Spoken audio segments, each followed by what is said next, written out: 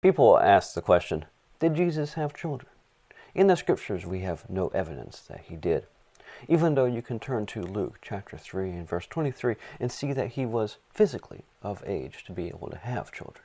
It reads, "And he was approximately 30 years old when beginning to teach." Furthermore, you can look in Galatians chapter 4 and verse 4 and find that he was born of a woman.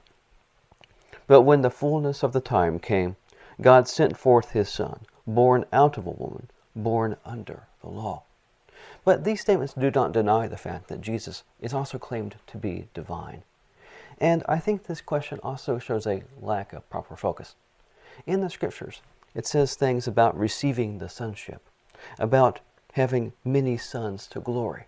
And that is what God desires.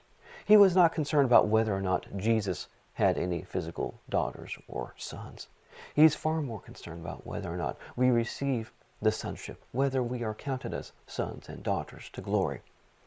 In Galatians chapter 4, verse 5, it continues, "That he might buy those up who were under the law, that we might receive the sonship." Furthermore, it says in Ephesians chapter 1 and verse 5, "Having predetermined us to the sonship through Jesus Christ to himself, according to the delight of his will." And finally, in Hebrews chapter 2 and verse 10, it reads in part, "For it was suitable for him, because whom are all things, and through whom are all things, having led many sons to glory." So, looking at these, the focus is on being able to be sons to glory, receiving the sonship, those kinds of ideas.